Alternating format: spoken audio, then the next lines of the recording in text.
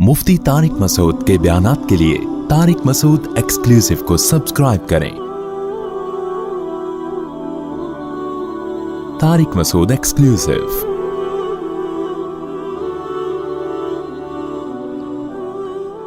अल्लाह ताला ने हमें पैदा किया, अल्लाह ने हमें बनाया, पैगंबरों को भेजा हिदायत के लिए। उसका बड़ा मकसद, बुनियादी मकसद ये है कि सारी दुनिया के सारे इंसान अल्लाह को पहचान कर उससे मोहब्बत करें।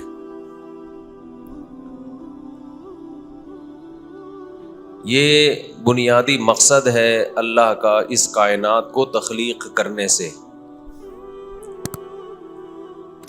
मेरी और आपकी ज़िंदगी अगर इस हदफ के अलावा, भाई इधर तवज्जो बयान की तरफ, फात भाई ख़ास तौर पे आपके स्टाइल चेंज नहीं हो रहे अभी, तो ये इंसान की पैदाइश का बुनियादी मकसद है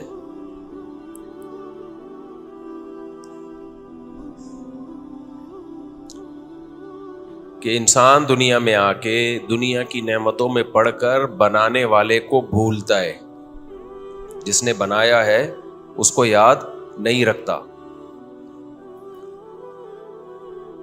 ना उससे मोहब्बत करता है, ना उसके अहकामात को फॉलो करता है, अपने आप को उसके हवाले नहीं करता। उसकी वजह से अपना भी नुकसान करता है और दूसरों का भी नुकसान करता है।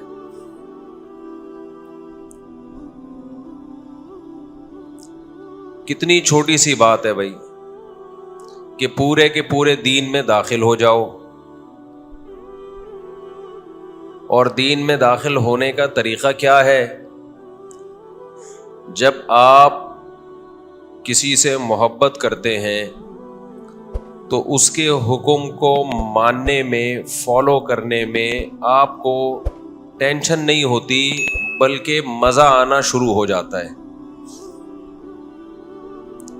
बशर्ते कि उससे मोहब्बत हो। अब मसला ये है कि अल्लाह ने जो अहकाम दिए, उन अहकाम में से हम सिर्फ इस्लाम के उन हुक्मों को फॉलो कर रहे हैं जो हमारे कल्चर का हिस्सा बन चुके हैं। जहां कल्चर नहीं है तो वहां इस्लाम भी नहीं है। इतना ही फॉलो किया जा रहा है जितना कल्चर आपको परमिशन देता है।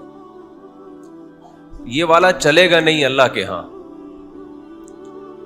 ये तो कोई गैर मुस्लिम होगा ना, वो भी कल्चर की वजह से इतने इस्लाम को फॉलो कर लेता है जितना मुसलमान कर रहे हैं। गैर मुस्लिम क्यों है? कल्चर की वजह से। वो अपने कल्चर को छोड़ने के लिए तैयार नहीं है। तो मैं और आप भी अगर अपने माहौल को, अपने कल्चर को छोड़ने के लिए तैयार ना हो तो फिर हम में और गैर मुस्लिम में फर्क क्या रह गया?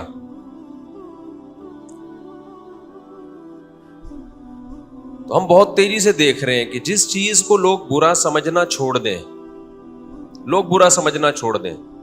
तो फिर वो सोसाइटी में बुरी रहती नहीं है। सोसाइटी को खुदा बनाया है। सोसाइटी अच्छा कह रही है तो ठीक है, सोसाइटी बुरा कह रही है तो बुरा है। वो यूरोप, अमेरिका में, मगरिबी दुनिया में क्या हुआ है? वहां सोसाइटी ही को तो खुदा बनाया उन लोगों ने। कल्चर जिस चीज की परमिशन देता है, ठीक है। यूरोप के पास कंट्रीज ऐसे हैं जहां पर्दे को बुरा नहीं समझा जाता। वो दलील ये देते हैं कि ये भी एक कल्चर है, एज ए कल्चर हम इसको भी एक्सेप्ट करेंगे। अगर कोई औरत पर्दा करना चाहे ठीक है, ना करना चाहे तो भी ठीक है, तो कल्चर ही हो गया ना फिर वो। अल्लाह ताला अलहम्द से लेके वन्नास तक कितनी नेमतें अपनी बयान कर रहे हैं, किस कदर नेमतें बयान की है। अलम तरौ कैफ़ खलक़ल्लाहु सबअ समावातिन तिबाक़ा वजअलल क़मरा फ़ीहिन्ना नूरा वजअल अश-शम्स सिराजा। देखते नहीं हो अल्लाह ने तुम पर कैसे आसमान बनाए हैं, कायनात को कैसा महफूज किया आसमानों के खौल में, और तुम्हारे लिए चांद बनाया, तुम्हारे लिए सूरज बनाया, الم تر الی ربک کیف مد الظل، دیکھتے نہیں ہو کیسے سورج طلوع ہوتا ہے، لمبے لمبے سائے، قبضنا الینا قبضا یسیرا، سایوں کو ہم اپنی طرف سمیٹنا شروع کرتے ہیں اور تپتی ہوئی دھوپ ہو جاتی ہے، پھر کیسے اس دھوپ کو ختم کر کے سایوں کو لمبا کرنا شروع کرتے ہیں، اور جعل لکم اللیل لباسا، رات کو اندھیرا بنا دیا، دن کو روشنی بنا دیا۔ یہ سارے تغیرات اس کائنات میں آٹومیٹیکلی نہیں ہو رہے، کوئی ذات ہے جس نے یہ سارا نظام چلایا ہے، تو اس کو کیوں نہیں مانتے، اس سے محبت کیوں نہیں کرتے؟ آپ ڈاکومنٹریز دیکھیں جانوروں کی، کتنے عجیب عجیب جانور ہیں۔ کل ایک کلپ کسی نے مجھے بھیجا، ایک چڑیا ایک درخت میں گھونسلہ بناتی ہے، اتنا خوبصورت گھونسلہ بچوں کے لیے، اور سیکیورٹی کا ڈیفنس کا انتظام کیسا کر رہی ہے کہ جو اوریجنل دروازہ ہے نا وہ بہت چھوٹا ہے اور وہ بند ہو جاتا ہے چڑیا کے اندر جاتے ہی، اور ایک فیک دروازہ اس نے بنایا ہوا ہے، بڑا دروازہ ہے، تاکہ گھونسلے کو دیکھ کر کوئی سانپ اور کوئی بھی انڈے کھانے والا یا بچے کھانے والا جانور آئے تو وہ بڑے دروازے سے آئے، اور جب وہ گھسے گا تو وہاں کچھ بھی نہیں ہے۔ افسوس اس پر ہوتا ہے کہ جو گورے یہ ڈاکومنٹری بناتے ہیں، ایک دفعہ بھی کہیں خدا کا نام ان کی زبان پر غلطی سے بھی نہیں آتا کہ گاڈ نے، وہ اللہ نہیں کہتے، گاڈ کہتے، کہ گاڈ نے کیسا اس چڑیا کو ڈیفنس کا انتظام سمجھایا ہے۔ انسان تو کتنی پلاننگ کر کے گارڈ رکھتا ہے اور کتنی پلاننگ کر کے ڈیفنس کا انتظام کرتا ہے۔ خدا کی قسم کروڑوں مرتبہ بھی ارتقا ہو، ایوالو ہو کے اتنی ذہین چڑیا پیدا نہیں ہو سکتی۔ یہ اس چڑیا کے، اس پرندے کی طاقت اور قدرت کی دلیل نہیں ہے۔ کیا الفاظ ہیں قرآن کے، لا تسجدوا للشمس ولا للقمر، نہ سورج کو سجدہ کرو نہ چاند کو۔ سجدہ کا مطلب اس کی تعظیم کو مان لینا بھی تو ایک نوعیت کا سجدہ ہے نا۔ مشرکین سورج کو سجدہ کیوں کرتے تھے؟ وہ کہتے تھے یہ ہماری خدمت کر رہا ہے اس لیے ہم سجدہ کریں گے۔ اللہ نے کہا یہ خدمت نہیں کر رہے، کر وہ رہا ہے جس نے ان کو بنایا ہے۔ تو یہاں بھی یہی ہے کہ اس چڑیا کی تعریفیں ہو رہی ہیں، کتنی ذہین ہے، کتنے خوبصورت اسٹائل سے گھونسلہ بنا رہی ہے، کیا کچھ کر رہی ہے۔ او بھائی اس کی تعریفیں مت کرو۔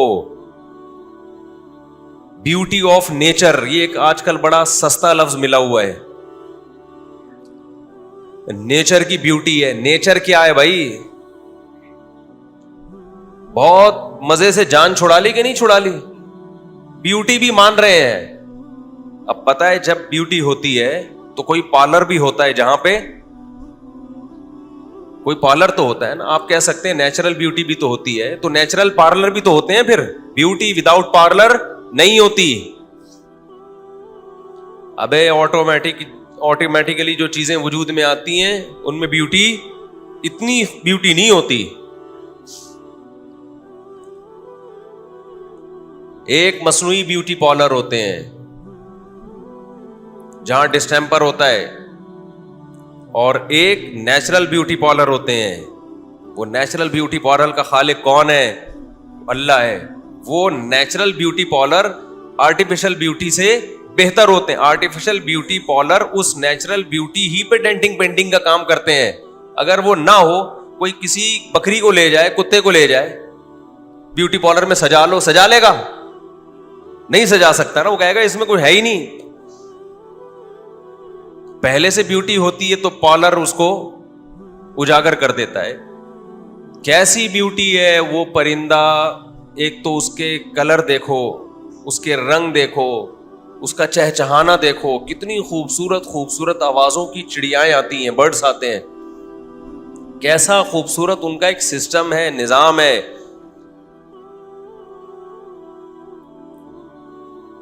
تو بھائی یہ تیاری کیسے ہو گئی؟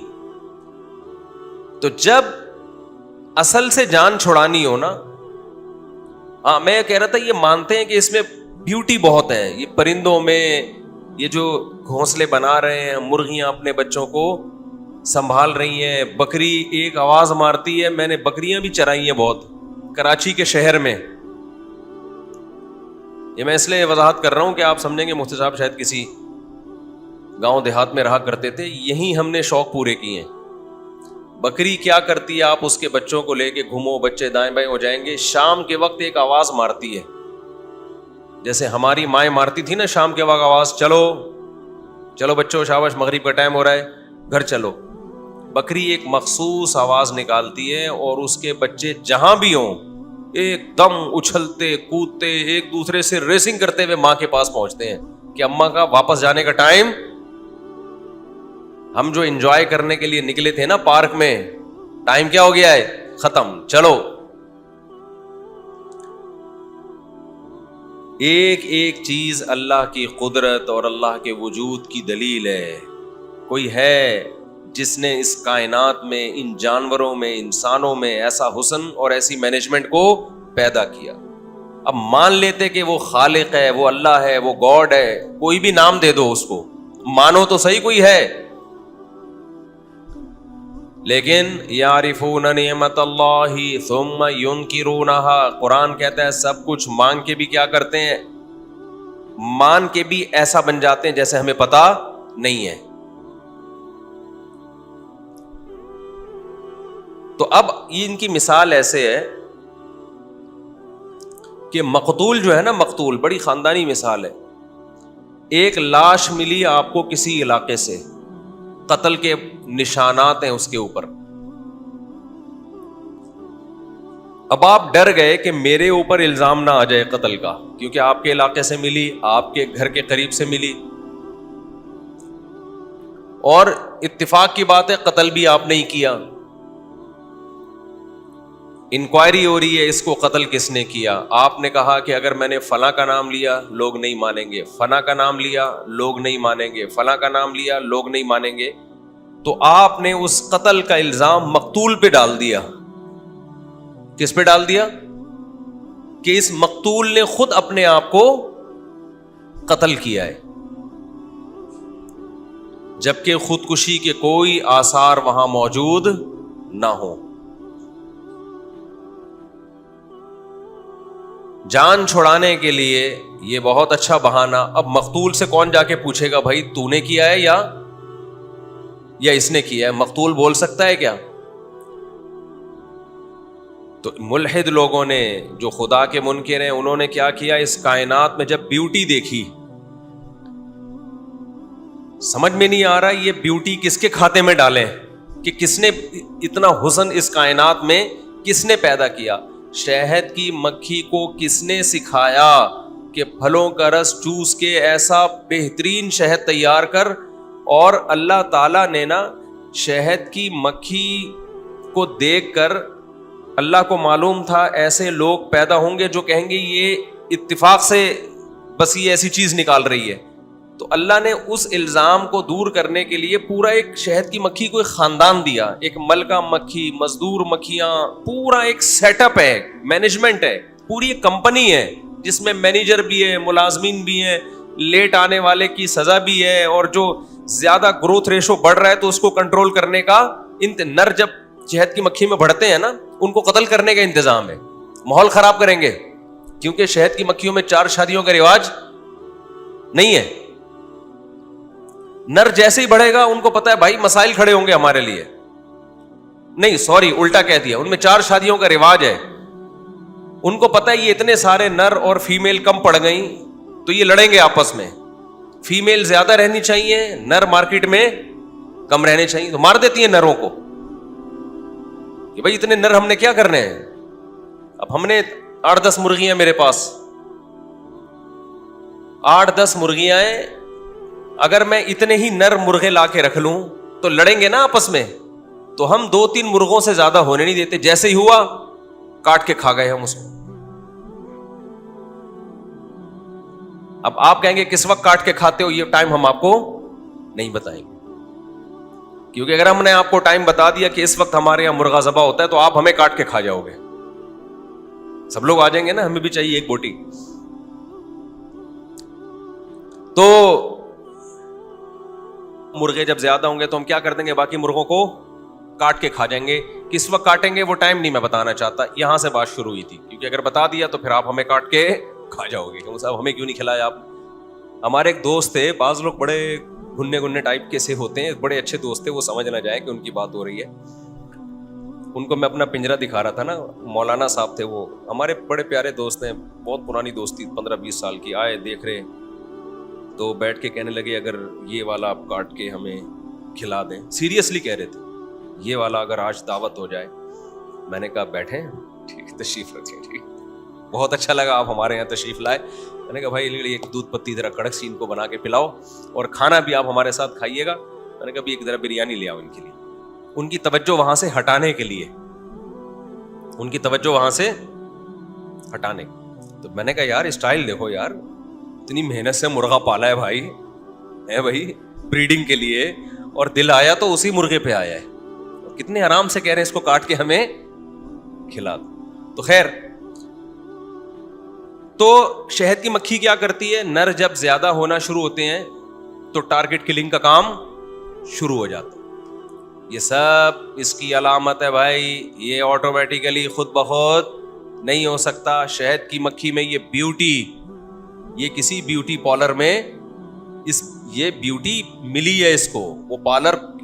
اچھا میں جو عرض کر رہا تھا نا, اب مقتول کا قاتل مل نہیں رہا تو مقتول پہ الزام ڈال دیا کہ اسی نے مارا ہے اپنے آپ کو, تو جان چھوٹ جائے گی نا آرام سے, کیس کی نوعیت چینج ہو جائے گی. تو سائنسدانوں کو جو خدا کے منکر سائنسدان ہیں, سارے خدا کے منکر نہیں ہیں, یہ جو ہمارا لبرل طبقہ ہے, ان کو جب کائنات کے اس حسن کا خالق نظر نہیں آیا تو انہوں نے اس حسن کا کریٹر اسی کائنات کو قرار دے دیا کہ اس نے خود اپنے آپ کو ایسا بنایا ہے. حالانکہ جب بنا رہے تھے یہ اس وقت ان کا وجود ہی نہیں تھا. کیسے بنا لیا؟ ہم تو کہتے ہیں انہوں نے اپنے آپ کو پیدا جب خود نہیں کیا تو اپنے آپ کو ایسا بنا کیسے لیا انہوں نے؟ تو اپنے آپ کو یہ بیوٹی ان کی اپنی پیدا کردہ ہے, اس کا نام انہوں نے دیا نیچر. نیچر نے ایسا کیا ہے, نیچر نے ایسا کیا ہے. بھائی نیچر تو خود مخلوق ہے, وہ خالق تھوڑی ہے. نیچر کا کوئی کریٹر ہے, نیچر خود یہ سب کچھ نہیں کر سکتی. کوئی ہے جس نے پرندے کو سکھایا ہے کہ چھوٹا دروازہ جو سچی مچی والا ہے وہ کوئی اور ہے, اور سانپ اور بچھو کو دھوکہ دینے کے لیے بڑا دروازہ کوئی اور ہے. اور آگے چلتے ہیں ہم, اگر یہ سب انہوں نے خود اپنے آپ کو ایوالو کر کے یہاں تک پہنچے ہیں, بڑے بڑے سوالات ہوتے ہیں. آپ سمندر میں مچھلیوں کو دیکھیں, کچھ مچھلیاں ایسی ہیں جو بہت سست ہیں. دیکھو جو جانور سست ہوتا ہے نا قدرتی, یہ قدرتی میں اس لیے کہہ رہا ہوں کہ ہم لوگ وہ مخلوق ہیں جو قدرتی سست نہیں ہے, باقاعدہ ہمیں سست بنایا گیا ہے. کسی کو ماں باپ کی طرف سے سست بنایا جاتا ہے, کسی کو کلچر سست بنا دیتا ہے. ہم اتنے سست ہیں کہ ہم صبح اٹھ کے سب سے پہلے پتہ ہے کیا کرتے ہیں؟ آرام کرتے ہیں. ہم لوگ صبح اٹھ کے سب سے پہلے کیا کرتے ہیں؟ آرام کرتے ہیں. اس سے آپ ہماری سستی کا, کیونکہ سو کے ہم چونکہ تھک گئے ہوتے ہیں لہذا پھر کیا کرتے ہیں ہم, اس لیے ہم سوتے ہیں. تو یہ سستی خدا کی پیدا کردہ نہیں ہے, یہ ہماری اپنی ہے. لیکن جو جانور اللہ نے سست پیدا کیے ہیں ان میں ان کی سپیڈ ہی نہیں ہے, تو ان کے ڈیفنس کا نظام بڑا خاندانی رکھ دیا اللہ نے. اب دیکھو خرگوش بڑا کمزور ہے, سپیڈ بہت تیز ہے. خرگوش کتنا کمزور جانور ہے, کتا ایک نوالے میں کھا جائے اس کو, بلی مار کے کھا جائے, لیکن اللہ نے اس کو جو چھلانگیں دی ہیں, بلی کا پسینہ نکل جاتا ہے, کتے کا پسینہ نکل جاتا ہے اس کو پکڑنے میں. دو پچھلی ٹانگیں اتنی لمبی دی ہیں, ایک جمپ مارتا ہے اور یہاں سے وہاں. کچھوا کتنا سست جانور ہے, کتنا سست جانور ہے. خرگوش کمزور لیکن چست, کچھوا سست بہت ہے. اب کوئی جانور جب کچھوے کا شکار کرے گا تو آرام سے پکڑ لے گا نا اس کو. اس کے ڈیفenس کے لیے اللہ نے ایسا انتظام کیا, اس کو ایک ڈھال دے دی ارطغرل والی, جو ارطغرل کے جنگوں میں جو ڈھال کام آتی ہے نا, اس سے بھی مضبوط ڈھال دے دی اللہ نے اس کو. اور سب سے لمبی عمر کچھوے کی رکھی اللہ نے, 300 سال. میں تنزانیہ کے جنگلات میں گیا ہوں, 300 سال پرانے کچھوے, یونائٹڈ نیشن نے ان کی عمریں اس پہ لکھی ہوئی ہیں کہ یہ 300 سال پرانا ہے. اب لمبی عمر اللہ نے اس کو دے دی تو ہر کام اس کے سست ہو رہے ہیں, کیونکہ اس کے پاس ٹائم کیا ہے, بہت. جلدی جلدی کوئی کام نہیں ہے. سوتا ہے تو سوتا رہے گا, چلے گا تو چلنے سے پہلے آدھا گھنٹہ 1 گھنٹہ سوچے گا, پھر 1 قدم بڑھائے گا, پھر بیٹھ جائے گا. تو ٹائم بہت ہے. اس کھانے پینے میں بڑا سست. لیکن جب کوئی جانور اس پہ اٹیک کرتا ہے تو وہ بڑے آرام سے اپنے آپ کو اس خول میں چھپا لیتا ہے. آپ کہہ سکتے ہیں کب تک ڈھال کے اندر بیٹھا رہے گا؟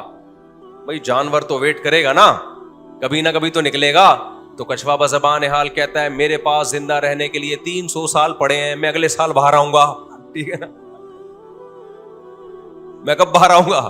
اگلے سال. شیر بولتا ہے یار میرے پاس تو اتنی لمبی عمر نہیں ہے, میں اگر 1 ہفتہ اسی کے انتظار میں بیٹھا رہا میں تو ویسے ہی بھوکا مر جاؤں گا. کیا خیال ہے بھائی؟ شیر, چیتا, لومڑی وہاں سے کیا کرتے ہیں, اپنا بوریا بستر گول کرتے ہیں. بھائی اس کے بعد بہت ٹائم ہے, ہمارے پاس اتنا ٹائم نہیں ہے. اس لیے جن کی عمریں 40 کے قریب پہنچ گئی ہیں نا, تھوڑا ٹائم رہ گیا آپ کے پاس, جلدی جلدی کر لو, ورنہ وہی حال ہوگا کہ صبح ایک بوڑھے میاں گئے مسجد کے امام کے پاس کہ آج شام کو میری شادی ہے, اس کے لیے کیا چاہیے؟ انہوں نے کہا آپ کا زندگی چاہیے بس, ہمیں شام تک, ہمیں آپ کی کیا چاہیے؟ زندگی چاہیے. کیونکہ میرے بیانات سن کے لوگوں کو موٹیویشن مل رہی ہے, لیکن سوچ رہے ہیں 3 سال سے, کوئی 5 سال سے سوچ رہا ہے. تو سوچتے رہو میرے بھائی, 2-4 سال اور سوچو گے, اس کے بعد آپ کے پاس سوچنے کے علاوہ کوئی اور آپشن بچے گا نہیں. ہر کام کا ایک ٹائم ہوتا ہے. ابھی ہمارے فہد بھائی ہیں, 5 سال سے سن رہا ہوں ان کی شادی ہو رہی ہے, چشمے بھی لگا لیے, کیپ بھی پہن لی انہوں نے, ہر طرح کے اسٹائل مار کے دیکھ لیا, ان کی نہیں ہو رہی. ترس گئے ہم, فیس بک پہ بھی آ گئے مختلف اسٹائلوں کے ساتھ. تو دعا کریں ان کے لیے, ہو جائے بیچاروں کی جلدی سے. ہمارے کیمرہ مین ہے نا, یہ رہے ہیں کیمرہ مین بہت عرصے, ابھی آج کل اپنا چینل بنایا انہوں نے. خیر, تو نر کو کنٹرول کرتی ہے نا مکھیاں, یہ سارا کنٹرولنگ سسٹم یہ کسی کنٹرولر کے بغیر, بولو مینجمنٹ مینیجر کے بغیر نہیں ہوتی, کنٹرولنگ کنٹرولر کے بغیر نہیں ہوتی, کریٹنگ کریٹر کے بغیر نہیں ہوتی. تو یہ بات تو ہم مان لیتے ہیں, آگے کی نہیں مانتے. بہت سے غیر مسلم کہتے ہیں, عیسائی بھی کہتے ہیں, یہودی بھی کہتے ہیں, ہندو بھی کہتے ہیں کوئی ہے جس نے بنایا. یہ خود بہت سے سائنسدان بھی کہتے ہیں, نیوٹن بھی مانتا تھا کوئی خالق ہے, آئنسٹائن بھی مانتا تھا کوئی پیدا کرنے والا ہے. ماننے کے بعد کچھ نہیں کرتے آگے. ایک شخص ہے جس کو آپ ریسپیکٹ نہیں دے رہے, ایک بوڑھا آدمی ہے جس کو آپ ریسپیکٹ نہیں دے رہے, جس کو آپ عزت نہیں دے رہے. وہ آ کے کہتا ہے بھائی مجھے ریسپیکٹ دو, مجھے عزت دو, میں تمہارا باپ ہوں. آپ کہتے ہو کیا ثبوت ہے؟ کہیں جنگل میں گم ہو گئے تھے, اس نے DNA کروا لیا, اس نے جو ہے وہ گواہیاں دلوا دی, اس نے پیپر لا کے دے دیے, نادرا سے FRC لا کے دے دیا, دیکھ بھائی تیرا نام ہے, سارے ثبوت پیش کر دیا. آپ نے کہا میں دل و جان سے مانتا ہوں کہ آپ میرے ابا ہیں, مان لیا میں نے. لیکن سلوک وہی ہو رہا ہے جو پہلے تھا. تو ابا کیا کہے گا, بیٹا میری محنت تو نے کیا کر دی, میں اتنی DNA کروا دیا میں نے اور اتنے دلائل کے انبار لگا دیے, تیرا ایٹیٹیوڈ اب بھی ویسا ہی ہے جیسا پہلے تھا. تو کوئی فائدہ ہوا ایسے ابا کے ماننے کا؟ سمجھ میں آ رہی ہے بات کہ نہیں آ رہی؟